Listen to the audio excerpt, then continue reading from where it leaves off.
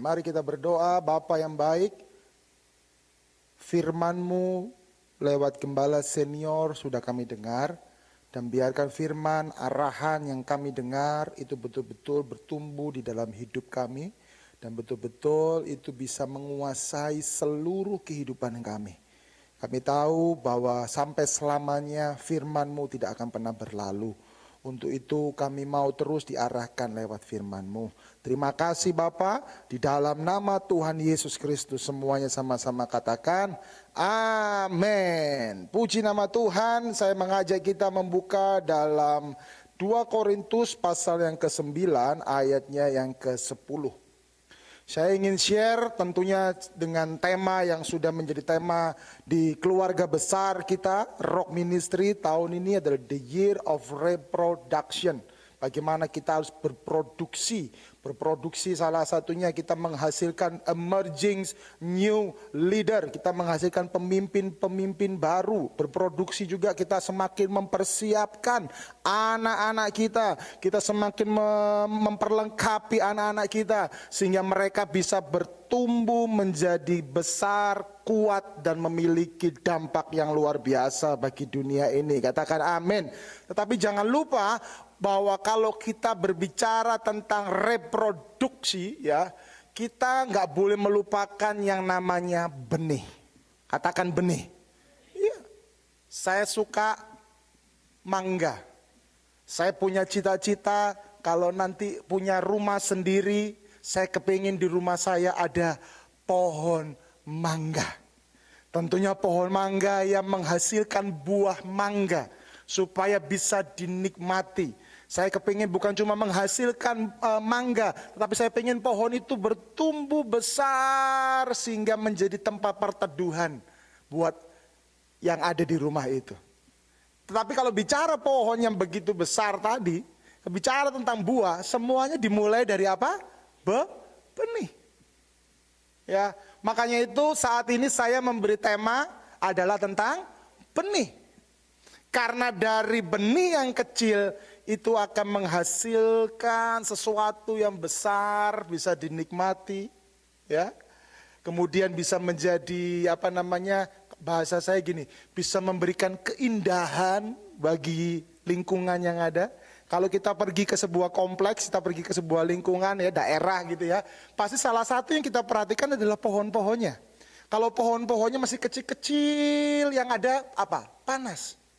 Ya, tapi kalau kita pergi ke sebuah kompleks, ada banyak rindang, ya, ada salah satu kompleks perumahan di daerah Tangerang Selatan ini, kalau kita pergi ke sana sebutlah Alam Sutra gitu ya. Waduh, ada satu kompleks jalan itu yang enak sekali untuk dilewati. Baik itu dilewati naik mobil ataupun dilewati dengan memakai sepeda motor ataupun jalan kaki. Jalan itu enak sekali dilewati. Kenapa? Karena pohonnya rindang. Nah, saya cuma mau berkata, sesuatu yang kecil itu selalu akan menghasilkan yang besar. Amin. Dan itu yang besar itu akan bisa dinikmati oleh banyak orang. Kasih tahu kanan kirimu, kamu memang kecil, tetapi kamu akan menjadi besar dalam nama Yesus. Maksudnya apa, Pak? Maksudnya apa nih, Pak? Kecil apa nih, Pak? Ya. Yang positif ya, yang positif ya. Nah, 2 Korintus 9 ayat yang ke-10 berkata, "Ia, Bapa, yang menyediakan benih bagi penabur dan roti untuk dimakan. Ia juga yang akan menyediakan benih bagi kamu dan melipat gandakannya dan menumbuhkan buah-buah kebenaranmu." Firman Tuhan dengan jelas berkata, Bapa yang menyediakan benih bagi penabur, sehingga kita mendapatkan roti untuk dimakan. Bapa juga yang menyediakan benih bagi kamu, dan Bapa juga yang akan melipat gandakan dan menumbuhkannya. Saya waktu mempersiapkan firman Tuhan ini, saya ingat satu ayat firman Tuhan yang pasti sudah sangat terkenal. Yohanes 3 ayat yang ke-16. Yohanes 3 ayat 16 berkata seperti ini, "Karena begitu besar kasih Allah akan dunia ini, sehingga Ia telah mengaruniakan anaknya yang tunggal, supaya setiap orang yang percaya kepadanya tidak binasa, melainkan beroleh hidup yang kekal." Ayat ini memang berbicara tentang salvation, berbicara tentang keselamatan di dalam nama Yesus. Bapa memberikan anaknya, putranya.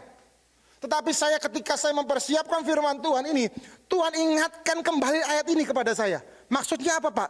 Tuhan ingatkan ayat ini, Tuhan sedang berkata begini loh. Lihat ini loh, Bapa saja memberikan benih yang terbaik. Yesus itu kan benih yang terbaik, bukan? Amin.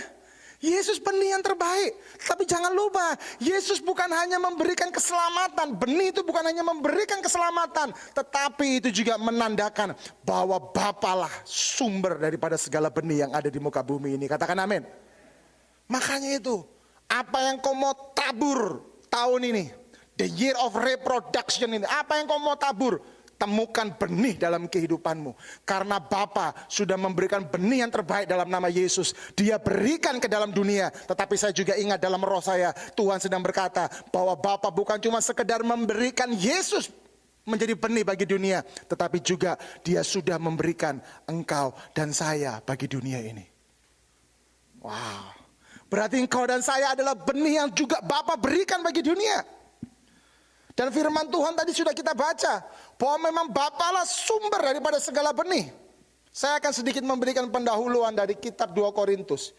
Kitab 2 Korintus ditulis oleh Rasul Paulus. Rasul Paulus mendirikan jemaat di Korintus dengan dibantu oleh Priscilla dan Aquila. Priscilla, Aquila suami istri. Di ibadah yang sebelumnya saya sudah menyampaikan tentang kesepakatan suami istri.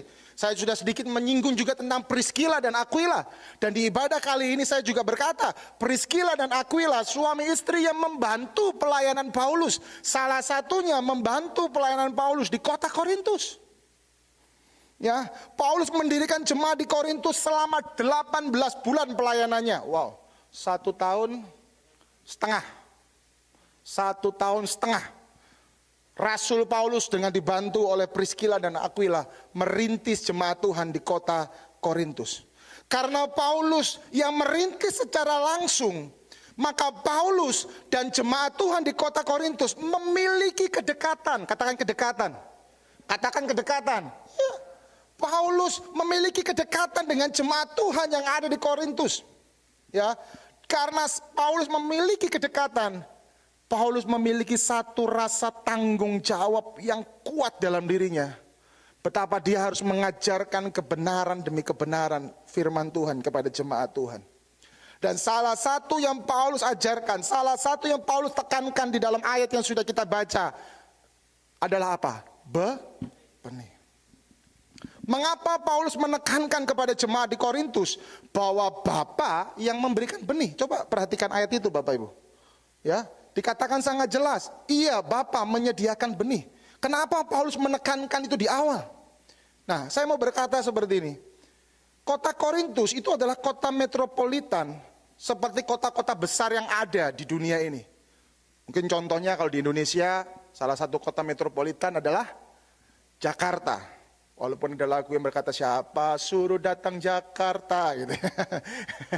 Tetapi yang jelas Jakarta adalah kota metropolitan. Nah, Korintus itu adalah kota metropolitan juga. Dan Paulus menekankan kepada jemaat Tuhan bahwa Bapalah yang memberikan benih, karena ada banyak orang berpikir bahwa kalau mereka berhasil, mereka bisa, mereka mampu melakukan sesuatu itu karena mereka hebat. Bapak Ibu, Corona ini mengajarkan kita bahwa memang kehebatan kita itu nggak ada apa-apanya dibanding kehebatannya Tuhan Yesus. Amin. Corona ini mengajarkan kepada kita bahwa kita harus senantiasa bergantung sepenuhnya kepada Yesus. Katakan amin. Dan saya mau berkata, Yesus sudah menjadi benih buat setiap kita yang ada di muka bumi ini. Katakan amin. Makanya Paulus menekankan, ayo ingat Bapa yang memberikan benih. Saya akan kasih statement seperti ini. Tanpa benih tidak akan ada pertumbuhan. Tanpa ada pertumbuhan, tidak akan ada buah.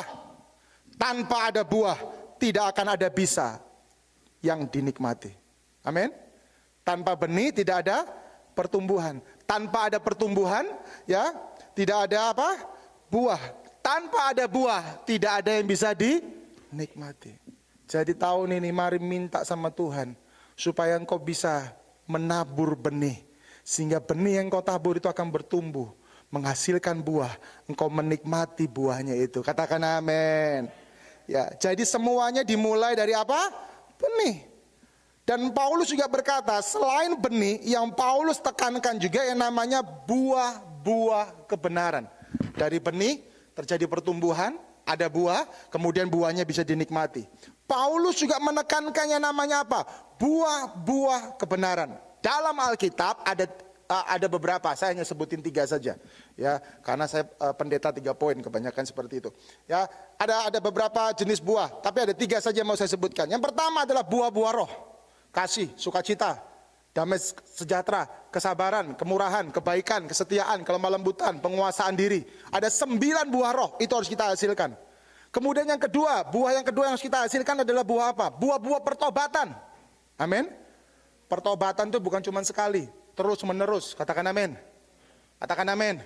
Ya, pertobatan harus terus terjadi dalam kehidupan kita.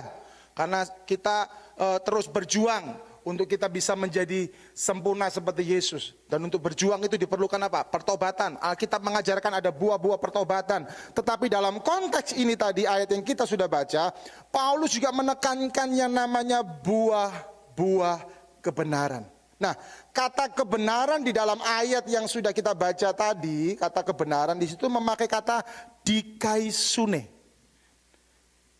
Ya, kata kebenaran di dalam ayat yang tadi sudah kita baca itu memakai kata dikaisune.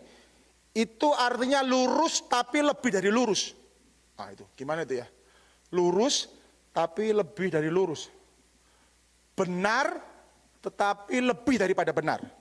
Wah, saya waktu mikir kata-kata ini, waktu saya mempelajarinya, oh lurus tapi lebih dari lurus, benar tetapi lebih daripada benar. Saya hanya berpikir begini, saya dapat hikmat Tuhan, itulah kebenaran yang daripada Tuhan. Amin. Dikaisune. Jadi arti daripada dikaisune adalah kebenaran yang sesuai. Saya menyimpulkan seperti itu. Kebenaran yang sesuai dengan yang Tuhan mau, sehingga akan menghasilkan etika hidup yang benar. Nah, hari-hari ini kita sedang belajar juga namanya kita punya etika hidup yang benar. Dan Paulus berkata, hasilkanlah buah-buah kebenaran. Jadi mari hasilkan kebenaran demi kebenaran. Hasilkan dikaisune demi dikaisune di dalam kehidupanmu. Karena benih daripada Bapa itu sudah diberikan kepadamu. Saya mengajak kita semua, ini masih awal, Januari masih bulan awal di tahun 2021 ini. Mari kejar terus kebenarannya Tuhan. Katakan amin. Lurus lebih dari lurus, benar lebih daripada benar, dikaisune. Apa itu? Itulah kebenaran Tuhan. Makanya itu kejar terus kebenaran Tuhan. Ya, biarlah rohmu menyala-nyala, ya. Mengejar kebenaran Tuhan. Kalau kita berhasil mengejar kebenaran itu, kita menghidupi kebenaran yang Tuhan mau, maka engkau akan menerima pelipat gandaan. Katakan amin. Jangan berpikir pelipat gandaan dulu. Berpikirlah bagaimana hidupmu bisa menghasilkan buah-buah kebenaran Tuhan. Amin. Kalau engkau menghasilkan buah-buah kebenaran Tuhan, baru ada pelipat gandaan. Banyak orang Kristen pengennya pelipat gandaan, buah-buah kebenarannya ditinggalkan. Maaf, saya pakai kata ini. Kalau engkau cuma pengen mengejar engkau pengen mengejar pelipat gandaan saja, engkau mengesampingkan buah-buah kebenaran. Maka saya harus berkata seperti ini, kita akan menjadi perampok-perampok yang hanya mau menikmati tanpa mau melewati proses kehidupan. Ayo, kita mau belajar saat ini kebenaran demi kebenaran yang Tuhan mau. Kasih tahu kanan kirimu, kita mau belajar kebenaran Tuhan. Kebenaran Tuhan yang Tuhan mau, yang pertama, Matius 5 ayat yang ke-44. Matius 5 ayat yang ke-44. Ya, kebenaran yang pertama yang Tuhan mau untuk kita hasilkan dalam hidup kita adalah apa? Tetapi aku berkata kepadamu, kasihilah musuhmu dan berdoalah bagi mereka yang apa? Menganiaya kamu. Jadi kebenaran yang pertama yang harus kita kejar, yang harus kita hidupi, yang harus kita hasilkan adalah apa? Kita tetap mengasihi musuh kita. Katakan amin. Katakan amin. Mengasihi. Hari-hari ini banyak orang yang secara tidak langsung menjengkelkan. Saya juga pernah melayani orang di dalam musim-musim koronces ini, Bapak Ibu. Bagaimana Pak Pendeta, tahu nggak? Ini kan semua lagi ekonomi lagi loyo, lagi sepi, semuanya lagi turun, mengalami penurunan. Teman saya ini Pak, aduh, ya dia udah tahu bahwa saya ini lagi mengalami penurunan pendapatan Pak. Tapi yang ada justru waktu saya semakin mempercayakan usaha saya sama dia, yang ada dia malah nusuk saya dari belakang. Aduh, Bapak Ibu Saudaraku yang terkasih, saya cuma mau katakan, kayak lagu itu loh, mengasihi lebih apa? Sungguh, terus mengasihi lebih, mengasihi. Kita kalau mengasihi orang yang berbuat baik sama kita bisa nggak? Bisa, sangat gampang, betul nggak? Tapi kalau kita mengasihi mereka yang berkhianat kepada kita, kalau kita mengasihi mereka yang sudah bahasa saya tadi nusuk dari belakang, bisa nggak kita tetap berkata, aku mengasihimu? Yang ada justru kita berlutut, Tuhan, Engkau tahu apa yang sudah dia perbuat kepada anakmu ini. Bukankah aku ini sangat berharga di hadapanmu Tuhan? Lihat dia sudah menyakiti hatiku. Aku minta dalam nama Yesus, gitu ya doanya. Ya, kirimkan api dari langit membakar dia Tuhan. Waduh Bapak Ibu. Ya, hari-hari ini suami istri engkau pun juga terus belajar untuk saling mengasihi. Ya Pak ya. Amin. Biasanya salah satu tantangan, ya memang istri pasangan kita itu bukan musuh kita, tapi saya agak sedikit ini tetap dalam konteks mengasihi gitu ya. Ya, ini dalam musim-musim koronces ini, salah satu biaya yang bengkak selain biaya listrik, tahu nggak biaya apa? Selain jajan, ya listrik online itu kan, selain itu apa? Pakaian kotor. Kan setiap kali ketemu, memang Bapak Ibu Saudara semua di rumah terus 24 jam. Enggak kan? Masih tetap kerja cari duit toh? Masih tetap ketemu orang toh? Iya toh? Ya. Ketemu orang sekarang sudah ada protokol. Betul? Satu hari ketemu orang 4 kali, kita kalau pulang ke rumah kita bisa ganti baju 4 kali. Saya belajar seperti itu. Ya, saya menemukan ada beberapa orang yang teriak-teriak masalah hanya cuma gara-gara pakaian kotor. Pak Pendeta nggak tahu ya, ini suami saya Pak. Aduh kalau dia pergi, ya dia bawa 5 baju setel Pak. Pulang-pulang kotor semua bajunya Pak. Ya karena dia habis ketemu orang, akhirnya apa? Tumpukan pakaian kotor, baju kotor jadi bertambah. Istri nyuci. Kan ada istri-istri yang nyucinya masih pakai the power of emak-emak. Ya, nyuci dia. Waduh, kurang ajar suamiku nih. Ya, dia nggak tahu. Aku udah stres ngajarin anak-anak. Habis itu uang belanja juga berkurang. Sekarang ditambahin lagi cucian banyak. Ya, ingat ya, suami istri, ya pasanganmu bukan musuhmu loh ya. Musuh aja harus dikasihi, apalagi pasanganmu, maksud saya seperti itu. Katakan amin. Jadi kebenaran yang pertama yang harus kita hidupi adalah apa? Kasihilah musuhmu. Yang kedua, Lukas 6 ayat yang ke-38. Lukas 6 ayat yang ke-38. Berilah maka kamu akan diberi. Suatu takaran yang baik, yang dipadatkan, digoncang dan tumpah keluar. Waduh, saya suka sekali ayat ini. Sudah dipadatkan, digoncang, tumpah keluar dan dicurahkan ke dalam ribaanmu. Wow, berarti itu sesuatu yang bisa bukan cuma kita rasakan, bukan cuma kita terima, tetapi juga dirasakan, diterima oleh orang-orang di sekitar kita. Wah, luar biasa ini ya. Jadi kebenaran yang kedua yang harus kita hidupi adalah apa? Berilah maka kamu akan diberi. Ekonomi dunia tidak bisa disamakan dengan ekonomi kerajaan Allah. Amin. Cara dunia tidak bisa disamakan dengan cara kerajaan Allah. Kalau dunia mengajarkan ekonomi lagi sulit, saatnya engkau pelit-pelit. Tetapi dalam kerajaan Allah, justru di saat segala sesuatu menjadi sulit, kita tetap harus memberikan yang terbaik yang bisa kita berikan buat Tuhan. Katakan amin. Iya. Ayo. Momen-momen ini, waduh Bapak Ibu Saudara ya, kalau saya kesaksian itu takut nggak cukup waktunya. Tetapi saya ngalami, waktu saya lagi nabur, jret, untuk pekerjaan Tuhan, saya nabur, jret. Nggak waktu lama tiba-tiba ada orang WhatsApp saya. Waduh, kalau ada orang WhatsApp saya itu saya suka itu. Shalom, dia WhatsApp saya langsung tanpa basa-basi, dia langsung bertanya, nomor rekeningnya berapa Pak? Wah. Tapi kan Pak Roni ngajarin toh, kalau ada orang tanya nomor rekening kita harus jaga image juga, gitu ya. Kalau saya tanya dulu, maksudnya Bapak rekening gereja? Oh, karena udah jelas dulu. Langsung, oh bukan, ini rekeningmu kata dia. Oh, regalas begitu dia bilang rekeningku, langsung cepat aku kirim. Amin. Saya cuma mau berkata sama Bapak Ibu Saudara, kalau kita mau menuai, kita harus berani menabur. Firman Tuhan bilang, berilah maka kamu akan diberi.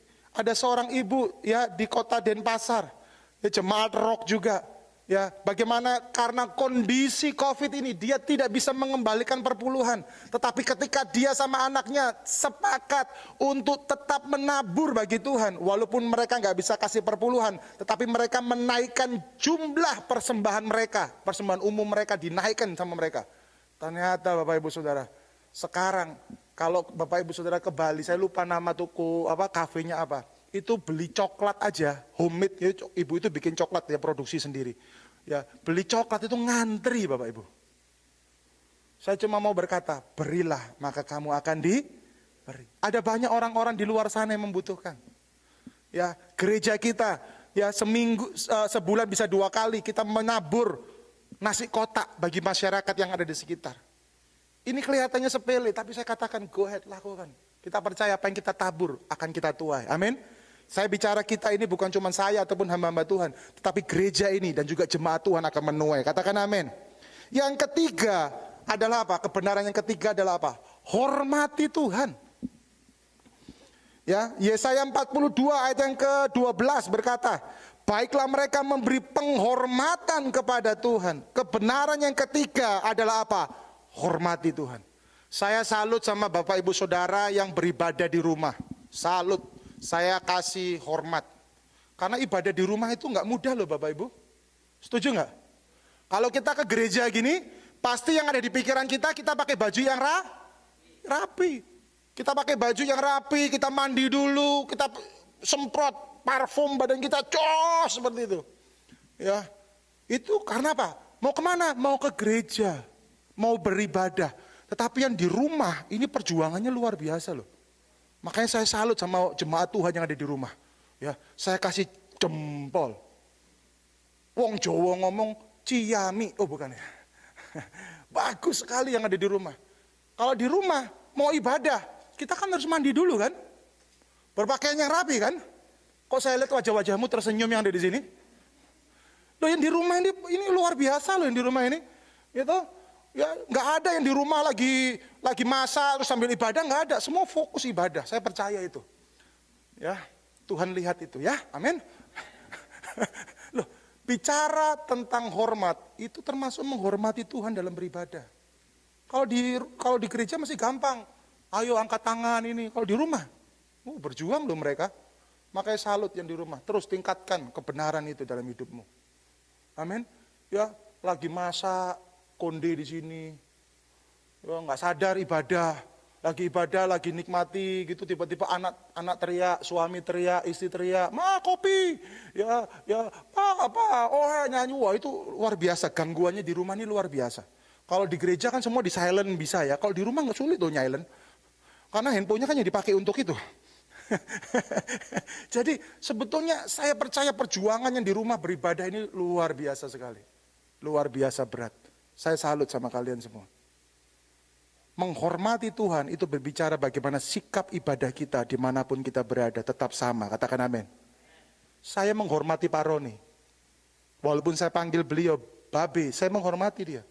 Nggak mungkin dong waktu dia ngomong, Thomas ini begini-begini, terus saya langsung naik kaki gini, terus maksudmu apa Be? Gitu. Karena saya menghormati Pak Roni, saya tunjukkan sikap hidup, sikap hormat saya kepada beliau. Dikaisuni, menghasilkan etika yang benar. Jadi waktu engkau beribadah di rumah, engkau harus beribadah dengan sikap hormat kepada Tuhan. Engkau beribadah di gereja, engkau juga beribadah dengan sikap hormat kepada Tuhan.